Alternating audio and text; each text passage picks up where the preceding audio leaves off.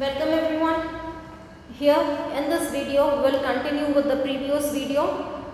We have studied the floral characteristics of Fabaceae family in the in the part 1. I will be dividing this in part 1 and part 2. The previous class which we have seen was the part 1. Now here in part 1 we have seen the various floral characteristics of the family Fabaceae. We have already seen all this, that is in members of Fabaceae family. Here we find raceme inflorescence and the flower is bracteate, that is they have bracts, and some few have bracteoles and few does not have bracteoles, that is ebracteolate flowers, and all the flowers have pedicels, that is stalk-like structure, pedicellate flowers, and the flower is zygomorphic, that is when we cut the flower in only one plane we get two equal halves. Okay, it shows bilateral symmetry. Then it is a complete flower that consists of all the four parts, that is calyx, corolla, androecium and gynoecium. Then when it is complete flower, it is bisexual, that is both the reproductive organs are present, androecium as well as gynoecium. And pentamerous flower, that is their sepals and petals are in the multiples of 5, that is 5 petals, 5 sepals are there. So that is pentamerous. And perigynous ovary, that is ovary is neither at the top when compared to calyx, corolla and gynoecium, and ovary is neither lying below calyx, corolla and androecium. So all the four parts are at the same level. The ovary is neither inferior nor superior. So that is perigynous ovary, and the thalamus is cup shape. Okay, we have already discussed this character, that is calyx. Calyx is 5 sepals, gamocephalous, all the sepals are fused, and it shows valvate estivation in some, and in some it shows imbricate estivation. Corolla also 5 are there, but here sepals are fused here in this one, but petals are separate. The petals are free.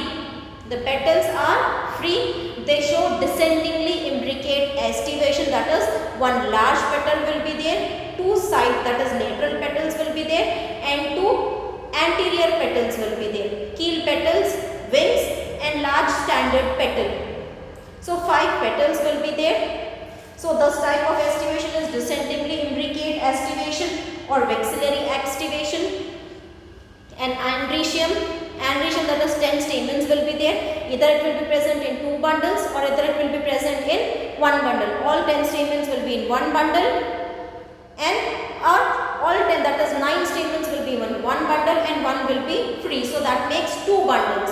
So the stamens will be diadelphous, they will be present in 2 bundles, or they can be monoadelphous. And gynoecium, single pistil is there, monocarpellary, single carpel is there, single pistil and carpel one and the same. So single carpel is there, and only one locule is there.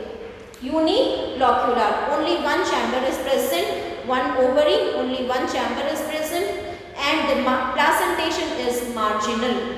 The placentation is marginal. Okay, and the ovary is half superior, half inferior ovary will be present. So this already have been discussed. Now coming to this, how pollination take place.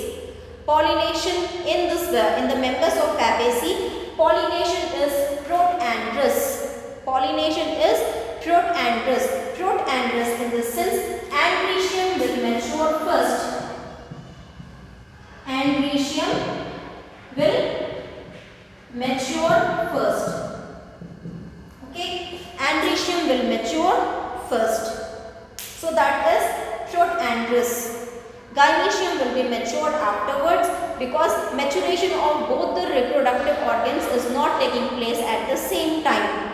Okay, in order to avoid self-pollination, because it is a bisexual flower. So self-pollination can be, there is a large possibility of self-pollination, because when bisexual flower is there, androecium is there, gynoecium is there, when they both mature at the same time now, that is stamens and pistil, they are just side by side.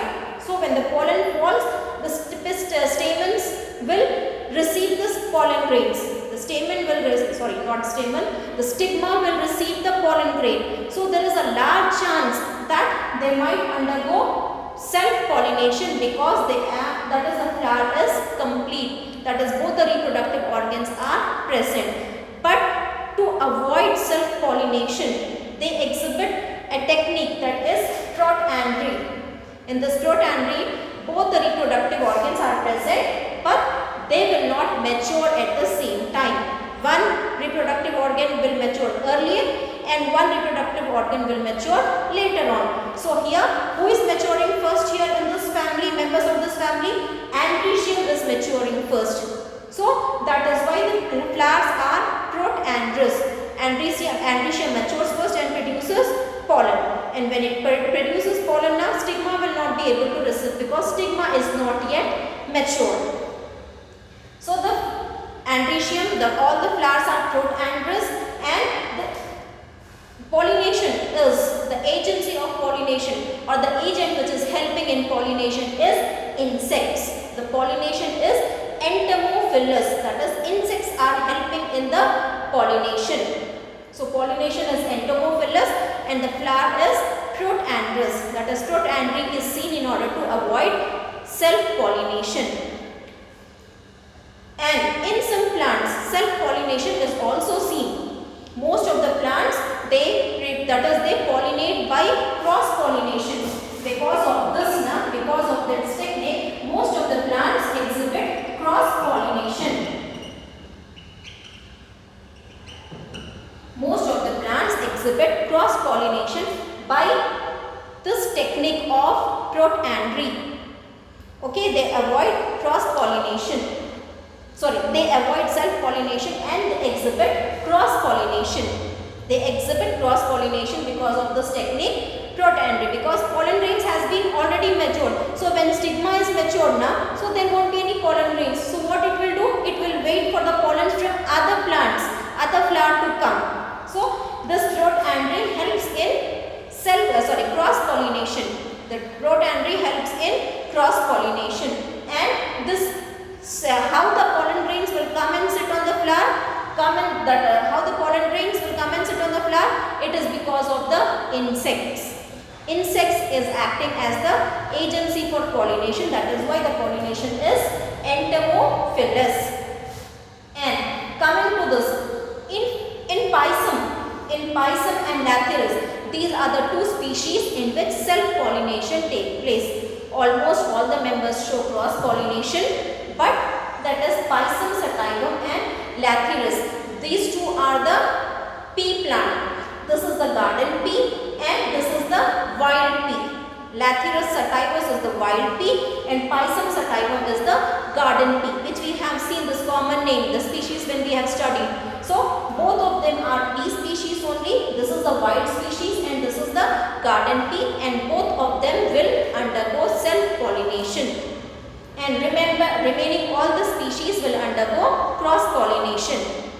Coming to the type of fruit, here it is legume or pod. You see the bean, it is in the pod.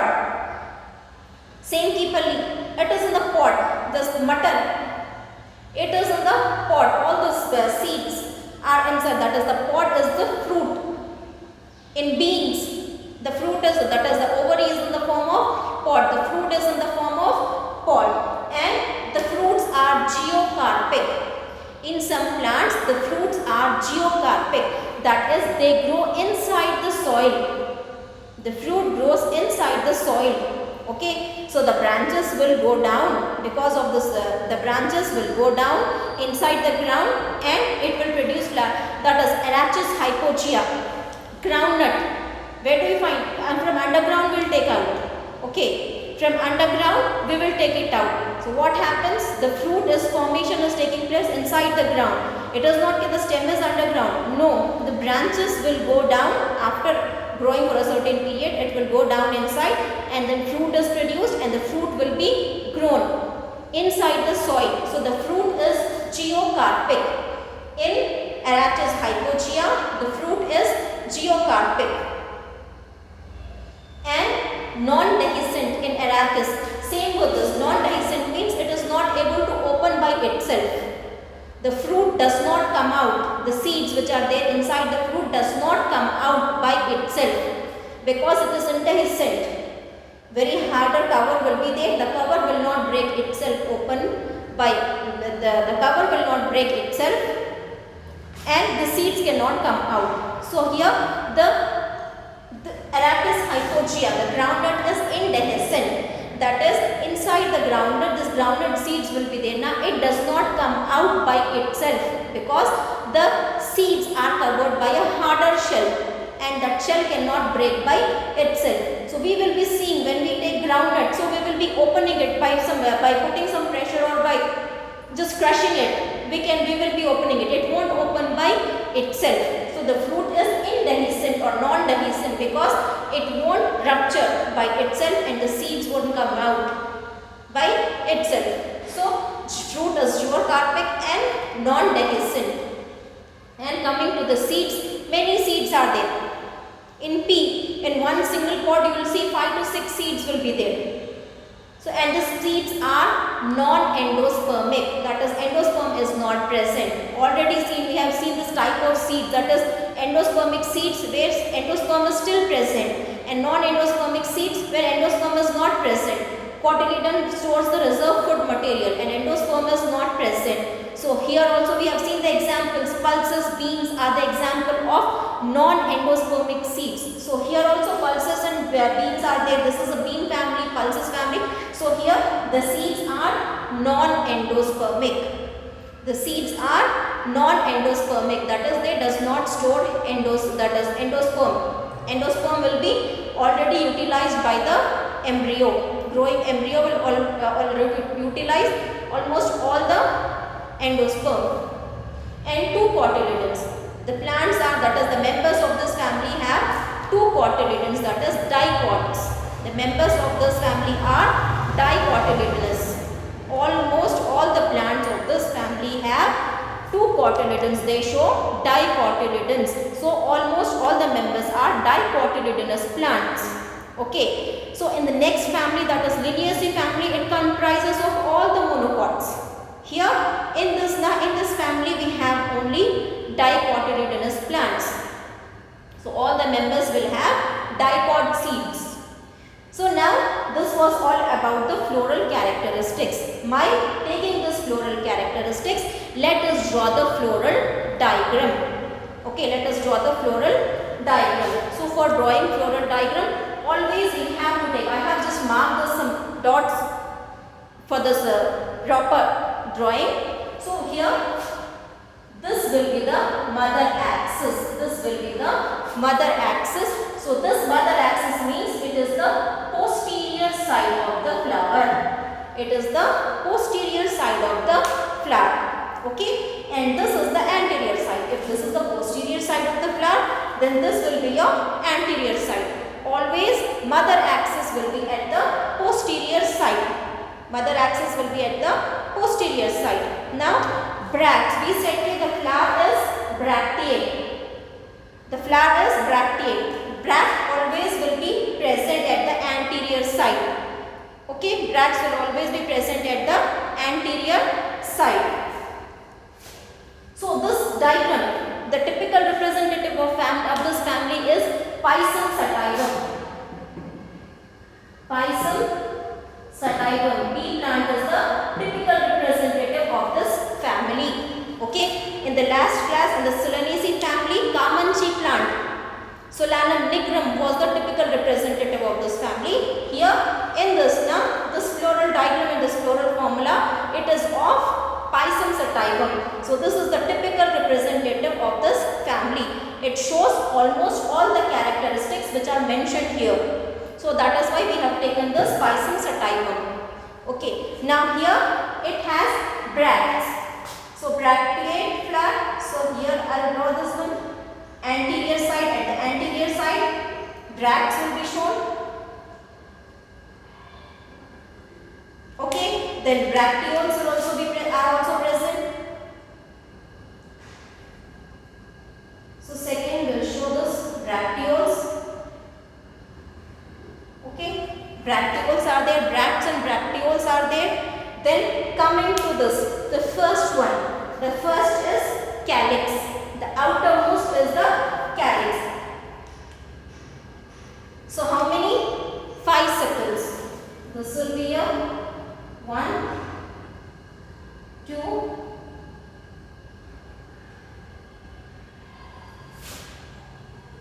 3,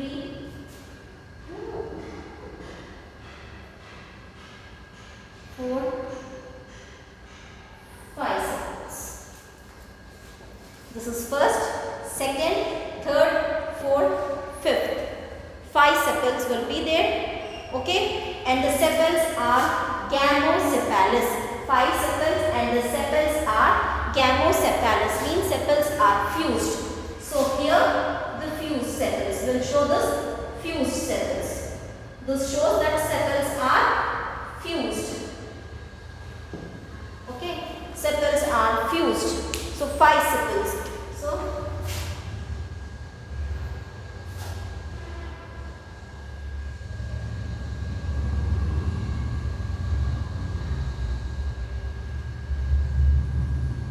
So first, second, third, fourth, fifth.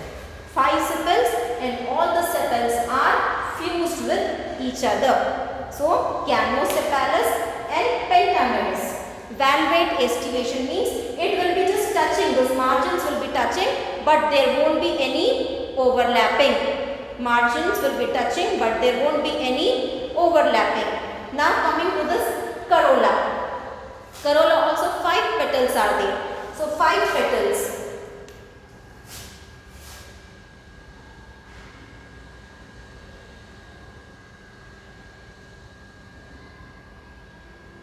One,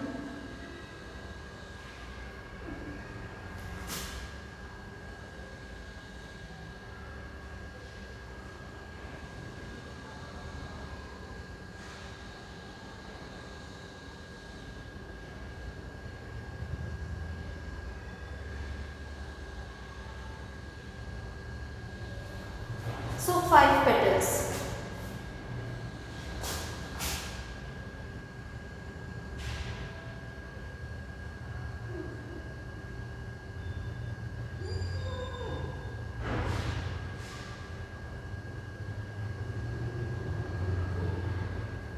This is the first one.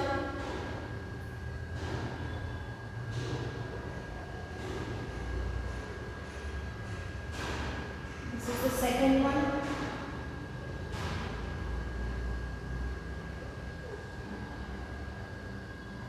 This will be the third one. 5 petals are there. This is the first one. Because in this I said polypetalous means petals will be free, but here some different type of fusion is there. Here it is descendingly imbricate aestivation.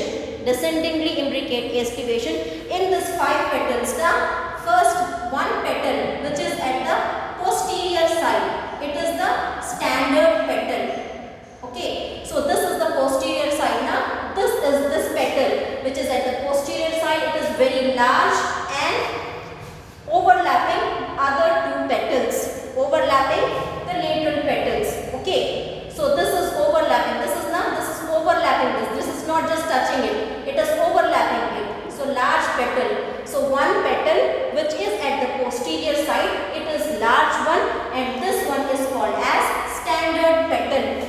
So this standard petal is overlapping both these 2 petals, and this, these 2 are the lateral petals. Lateral petals. Okay, these 2 are the lateral petals. These 2 lateral petals will be overlapping these 2 small petals at the anterior side. So here 2 small petals.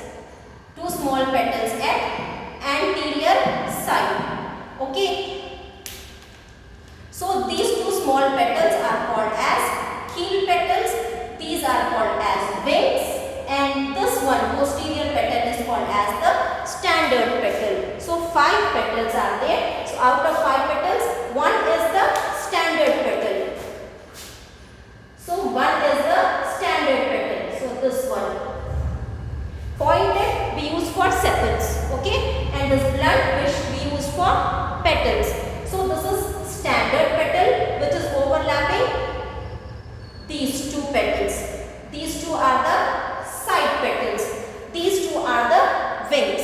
Okay, and these 2 wings are overlapping this anterior petals. Here anterior petals. This is one and this is another.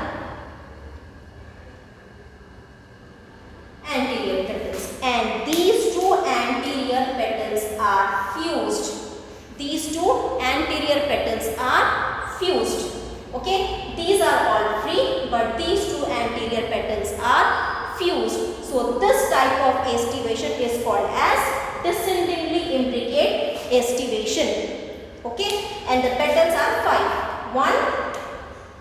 1, 2, 3, 4, 5 petals. Okay, and this estivation, this type is descendingly imbricate estivation. Now coming to this andrecium. Andrecium, it is in, that is in Pisum sativum, it is in 2 bundles, that is 9 plus 1. So here, this is one stamen, okay, and this is another stamen.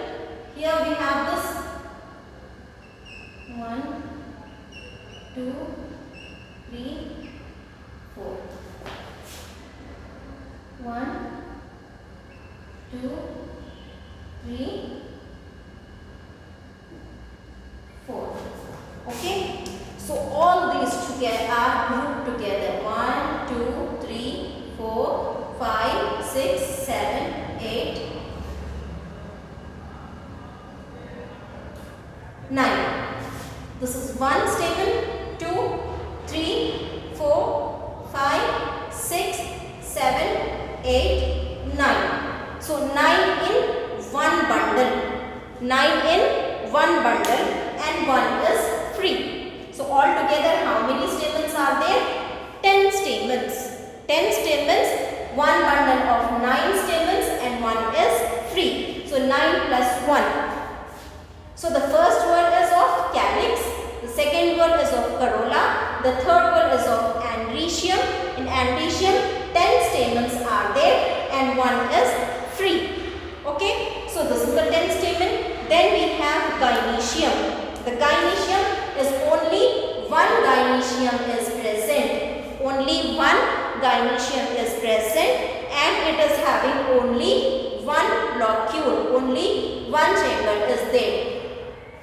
Only one chamber is there. Single carpel, that is monocarpellary. That means only one carpel is there. So only one carpel and monocarpellary. Unilocular, it is only one locule is there. And marginal placentation. When we see this pod, this is the pod. Okay, it will be attached. The beans will be attached like this. So this is the pod. This is the fruit which is in the pod. We said that the fruit is legume or pod. In the scajanus and all, the fruit is legume. And in beans and all, the fruit is pod. So here this is the pod. So here marginal placentation is there. The placentation is at the margins.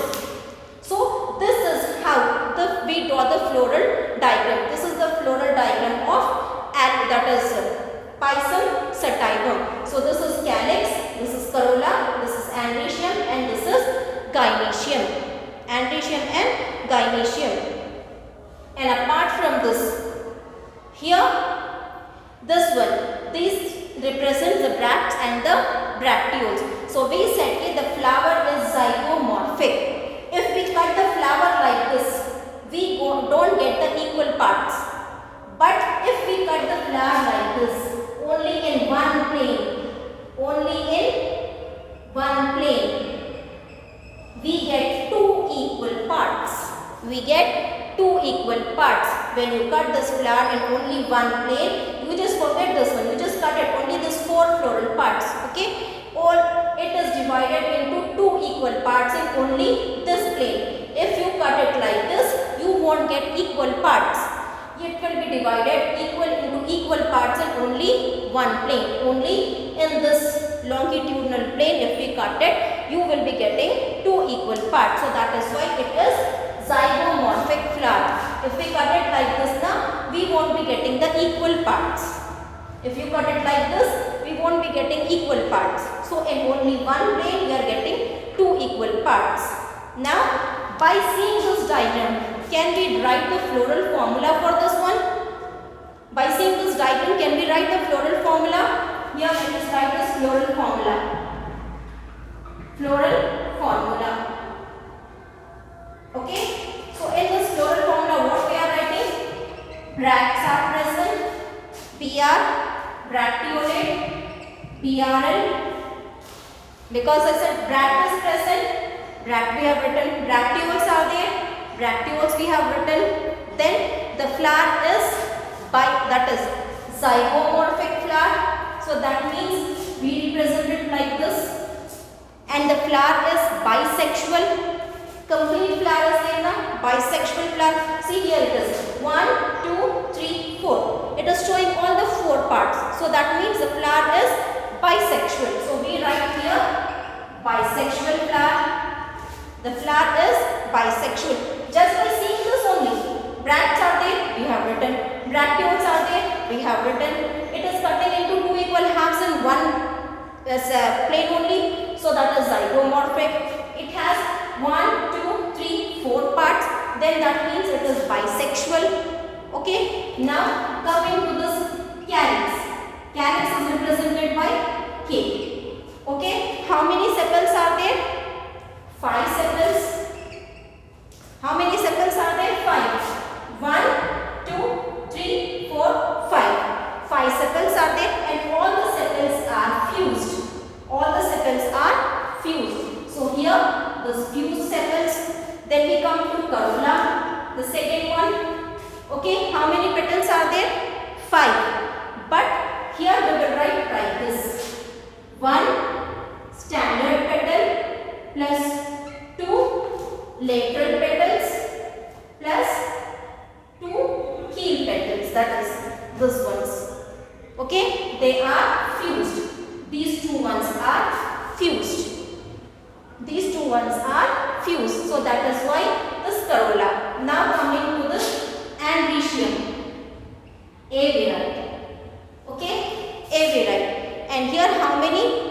10 are there. Now they are in 9 plus 1 bundle. This is 9 plus 1. It is 9 plus 1. And coming to this gynoecium, we have monocarpellary, only one carpel is there, so we can write it 1, or we don't write also, that means only 1 carpel is there. And we said that gynoecium is half superior. That means it is neither superior, it is neither inferior. If it was superior, then we would have drawn like this. If it is inferior, then we would have drawn like this one. But the ovary is neither superior, neither inferior. So the ovary is half inferior, half superior. So that is why we will represent like this. So this is how, by just seeing this floral diagram, we will write the floral formula. Okay.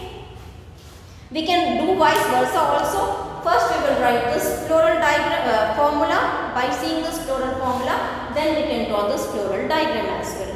So just now, so we have finished with this floral diagram as well as the floral formula for the family Fabaceae. So this floral formula and this floral diagram, it is for Pisum sativum. This Pisum sativum is the typical representative of Fabaceae family, and this is the floral diagram for Pisum sativum, and this is the floral formula for Pisum sativum. So now with this we have completed this Fabaceae family. Okay. Now we'll move on to the next one, Liliaceae family. So you just remember, this is the part 2 of the floral characters. In the first part 1 we have seen the all floral characters. Okay, and in parts 2, which is this video, previous video was part 1, which we have seen this one already, and this is the part 2 video where we have seen how to draw this and write this floral formula. So this is the continuation of this itself. So part 1 and this is the part 2. So with this we have finished this Fabaceae family. Now only one family is left, which is Liliaceae family. Will complete in the next video.